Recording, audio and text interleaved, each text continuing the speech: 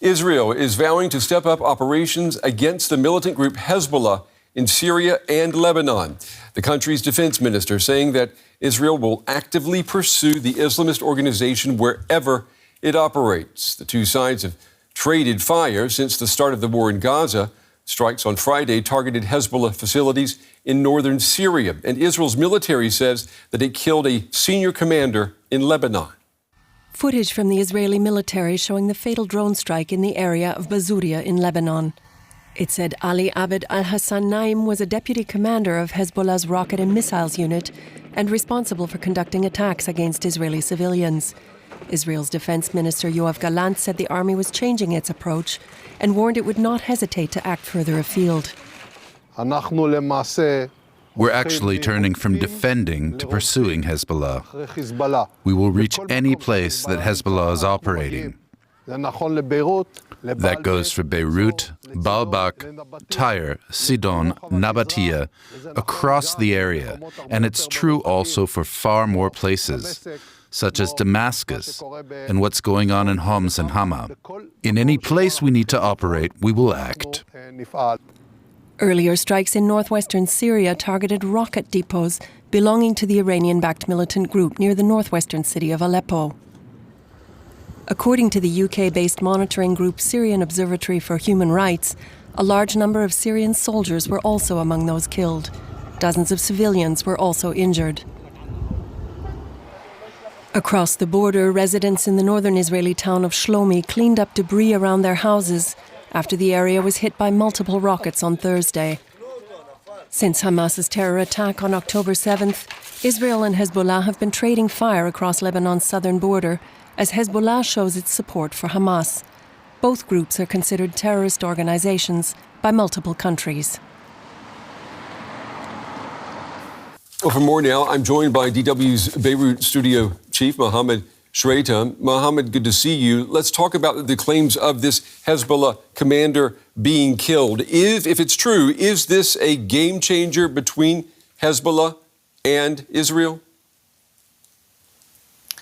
Well, as the report mentioned, the Israeli army said that the target was a deputy commander of Hezbollah's rocket unit. Now, Hezbollah confirmed the death of the fighter, but did not provide further information on his post or responsibilities.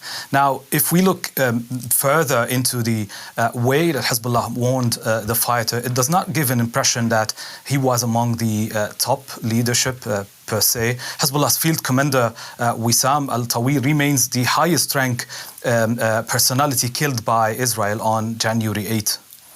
The attention the last several months, of course, has been on Hamas. Now, tonight, we're talking again about Hezbollah. Can you maybe give an assessment here about the threat of this conflict now escalating?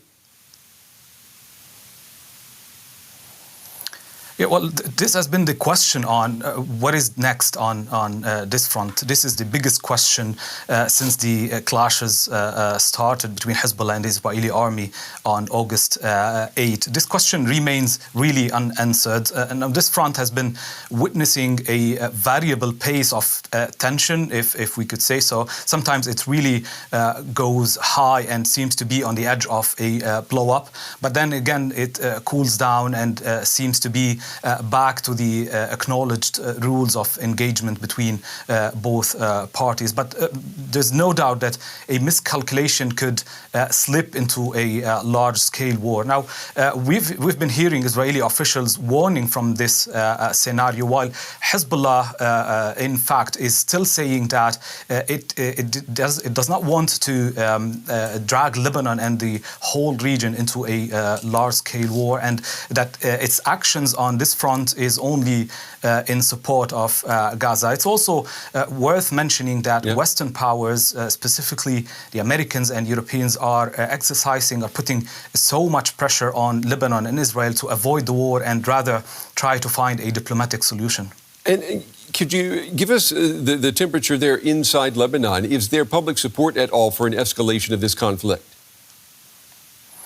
There's definitely fear in Lebanon from escalating the situation on the borders. No one wants war. Lebanon is in the deepest economic crisis, and people want at this level to avoid a war that could really devastate their lives more and more. Now, the past 3 days have been witnessing the highest tension on this border at least since the start of the month of Ramadan. In the last 48 hours, at least 16 people were killed in Lebanon, including 10 first aid medics, and that is an unprecedented number of casualties. Now, how much of a tension this front will witness in the coming days, we still don't know. It might go back to the acknowledged rules of engagement, or just like slip into a larger scale war as the conversation, or as the like Israeli army is keen on